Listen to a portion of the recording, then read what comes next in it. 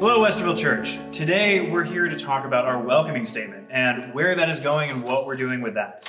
We've been looking at creating an OnA covenant with our welcoming statement, but we have to ask, what does that really mean? A lot of people are confused about, what does it mean for us to submit that as an OnA covenant? So we've been working together with Phil and with the OnA group to put on paper what this actually means. Thank you, Michael.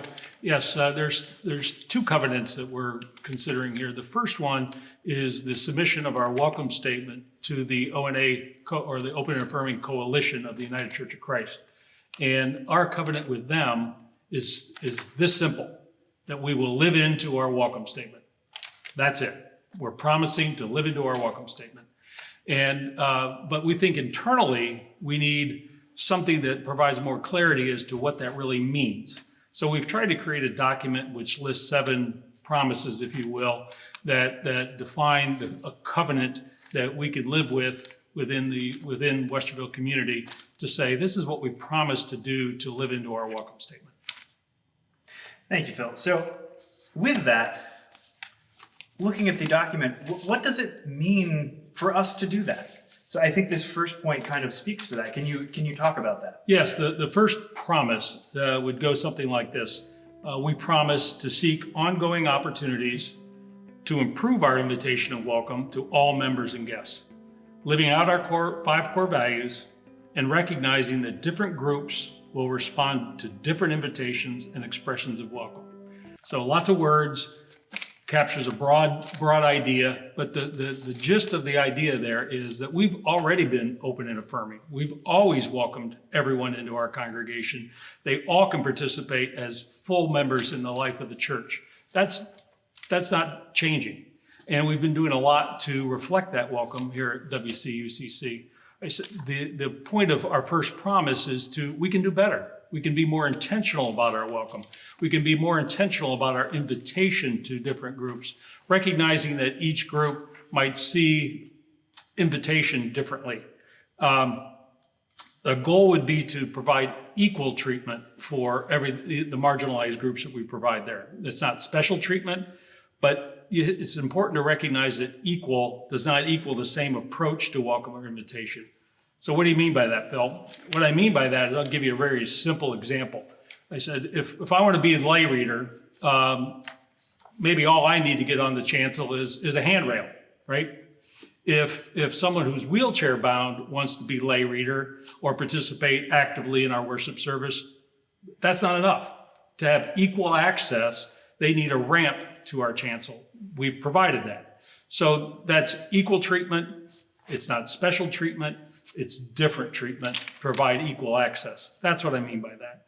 And so that's a simple example. I think it gets a little more complicated the more we dig into our welcome statement and look at the groups. So there'll be different forms of welcome. There'll be different forms of invitation reflecting where that marginalized group is. Thank you. And so how might we do this? People say, well, that sounds great. Common cause groups are a great way to do this. They would lean into a specific group of people. And maybe we have a board or a committee that oversees our welcome and our invitation. Thank you, Phil. That sounds great. Sigrid, I'm curious if you could speak to us about what really does it mean kind of baseline to give everyone equality? Where do we start with that? Good question, Michael, and I'm glad you're asking it. We promise to encourage all our members to serve in lay and in ordained leadership. What does that mean, you might ask? Jesus' command was love God and love your neighbor. Love one another. That is the command we are all asked to do. Here at Westerville Community United Church of Christ, we are all called to minister to one another. Everyone has different gifts, and we invite everybody to share your particular gifts with one another. We all know that Phil is very good with numbers. I am not. So thank you, Phil, for sharing your gift of numbers, because you sure don't want to rely on me for doing that. So we share our common gifts for the common good so that we, as a community, can actually be the best we can be. The United Church of Christ is not a hierarchical order. Only Jesus Christ is the head. We are all treated equally. And we come to an ordination, and the whole ordination question is a whole different ballgame. And I can talk to you about it for at least 30 minutes, but that's probably not what you wanted me to do. All right, well, thank you, Sigrid. So, that's all well and good. I think most people would agree, yeah, of course, as Phil said, we welcome everyone. Our church is kind of already OnA. We need that designation. But I think everyone agrees with what Sigrid just said. But what about some of those other things? What if someone wants to get married? Dan, could you speak to that? Thank you, Michael. I think this is something in our promises that will be something very important for us to talk about. So the third promise is to allow all members to participate in the sacraments of the church, including the willingness to celebrate same-sex marriages within our sanctuary. We will also equally celebrate the life-defining events of all our members. And for me, in the churches I've served, this is where the rubber hits the road, because this is the one instance in which folks really come to some disagreement. It's all fine and good to be ideological and welcome folks and say, we want everybody to come and participate. And then at the same point, when somebody comes and says, as a same-sex couple, we want to have our wedding in the sanctuary, folks start to think about that and put on some brakes. Because we've invested this space, this sacred space, with some meaning. But, what we've been finding now in this current situation is that sacred space can be anywhere. We've had to learn a new reality, that it's not just this place, but we're finding sacred space within our families as we sit around and watch the service online. Or I love my Celtic brothers and sisters who have this concept called the thin place, where heaven and earth are so thin, the separation is so thin that they can feel that sacredness. And those of you who have been posting pictures of walking out in the backwoods behind your house or along your streets and the flowers and the trees, and those are sacred moments, sacred spaces to you. But you've invested this kind of space with some sacredness that can't be overcome in some ways by same-sex couples. And for me, for folks who have been marginalized and told they're less than, even by the church for all those years, that they still want to come to the church and have their wedding there, that says something, and we should be open to allow them to do that, because this is a sacred space that they have come to enjoy and appreciate and love, and want to have their life commitment vows had here, just like everybody else. And that's what it means to be a welcoming community, to allow those kind of events and life celebrations to take place here in the sanctuary. Thank you, Dan. Michael, talk about what we might do within this, within the context of our church, how we might utilize our facilities to accommodate special interest common cause groups, and what some of that might look like in your world. Absolutely. So number 4 on this list is for us to be a safe space for open and honest conversation about the issues facing marginalized persons. We will be open to host meetings and support groups. Now, the point of this is that a lot of people are worried that we're going to do this and suddenly we're just going to be solely focusing on these things. And that's not true. We're not asking everyone to be interested in the same thing or care about all the same things.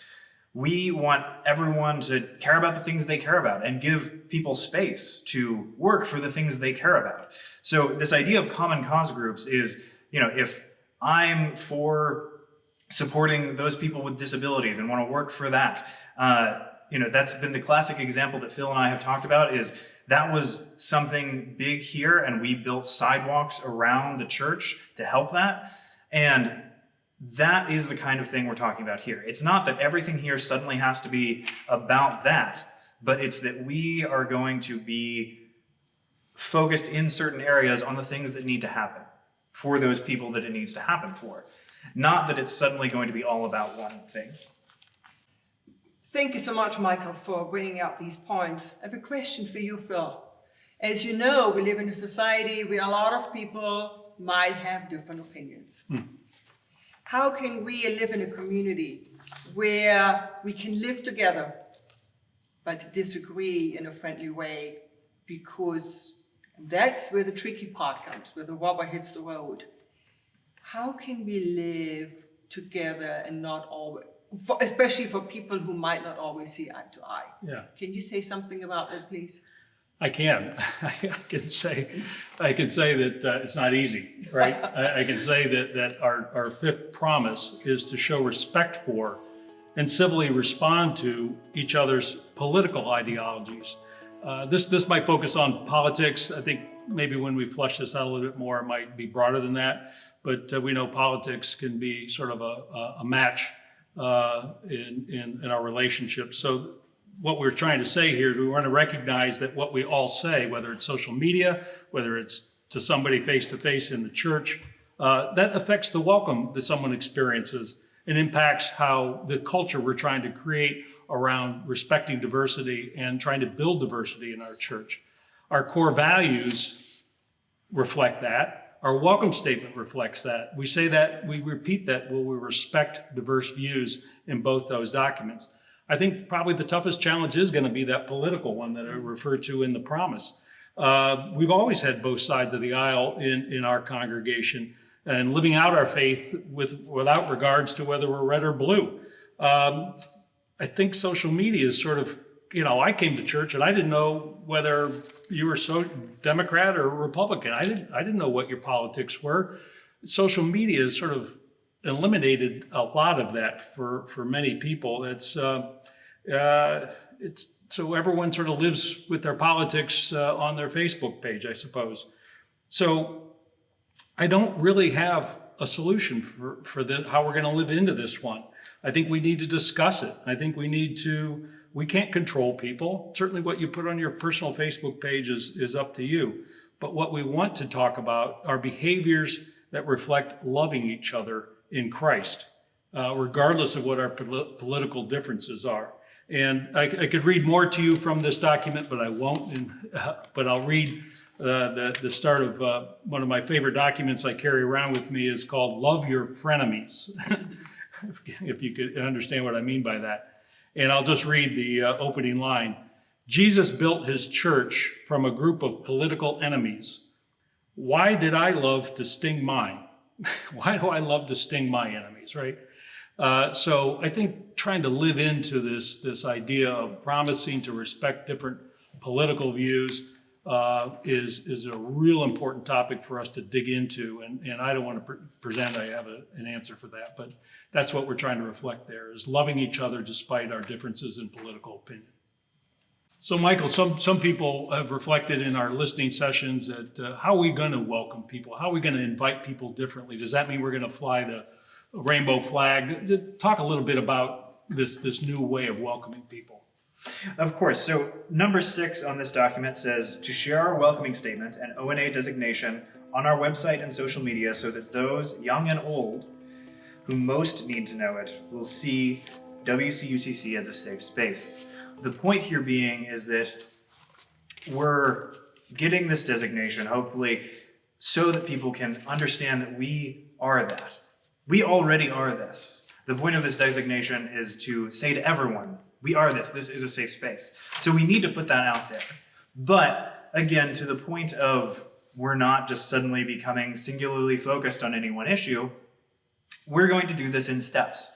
So the place to start is with our website and social media. So there will be things that show that we are open and affirming, but that doesn't mean that we're going to be immediately putting flags and signs and stuff everywhere. That may be something that we come to someday, but the point is it's all about communication, where we are now and where we're going in the future. So Dan, if you could speak a little more to that. Well, I couldn't agree with you more, Michael, that once we take this step, it's an important piece of the process to then let the world know. Because it tells them that we're a safe space in this community. Where can they go to find a welcome, opening kind of place like this if they can't see that in us, in what we put out there? So it's very important to have something that shows we're open and affirming. The flag can be polarizing. Yes, the rainbow flag can have a lot of folks stop and say, we don't need one of those. So it's our intention to invite you to tell us what then could we design? What could be our logo? What could be our representation of the world that we are open and affirming, that we could all get behind so that we put that out there, folks know that we're open and affirming and that they can come to this place and it'll be a safe space for them to gather and they'll be welcomed. So that's, I think, one of the key things. Thank you, Dan. I agree very much so. So, Phil, I'm curious. This all sounds good to me, and I think for most people, it's hard to disagree with a lot of this stuff. It's pretty basic welcoming stuff. But let's say we agree to this and we put this document in effect.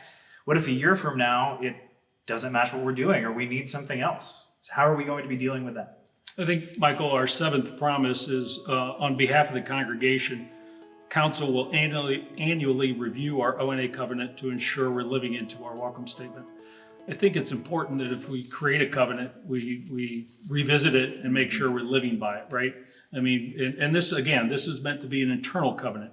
The ONA coalition we promise to live into it. These 7 promises reflect how we intend to live into it. And one of them is to review this regularly. And I mentioned earlier under the first promise that potentially we have a welcoming board or welcoming committee that sort of oversees this covenant. I would imagine that they would create an annual report to council, how they think we're living into it, where they see evidence that we're living into it. What have we done differently? What are we doing? Document what we're doing to live into it, so we can all sort of not only know that we've met the covenant, the intentions of the covenant, but also to celebrate it. I mean, I think we're going to see lots of energy around doing this. I believe this is going to energize the church dramatically as we start thinking about how to invite and welcome diversity, more diversity into our congregation. So I would expect council to review an annual report in some form or another that would reflect living into our covenant. All right, well, thank you, Phil. So all you out there in Westerville Church, we hope this helps clarify some things. We want you to know that we're all on this journey together, that this has been a long journey for us, and once we adopt something like this, it's not the end of the journey. It's a continuing journey. To that last point that Phil made, it's something that we are constantly looking at and renewing. But we're hoping that this document, and know that this document is a draft document, it is not complete, and we want input from people, but that this document helps clarify what all this means, that it's no longer just this point of, well, we're going to submit our welcoming statement as an ONA covenant. Well, what does that mean for us? Well, this is what it can mean for us. In closure, I want to thank the people who have participated so far in the listening sessions. Obviously, we're on a little break here. Today is April 5th, if this isn't timestamped.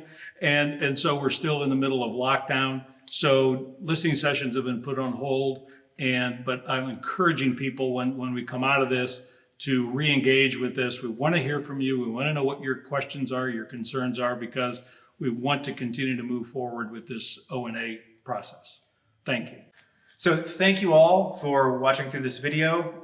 The document of the statement will be linked below in the description of the video. We will also be putting it on our social media and linked on our CCB website. And if you have any questions about this document or this process, please feel free to email me, Michael, at westervillecucc.org, or Phil, pmalott@gmail.com. So thank you.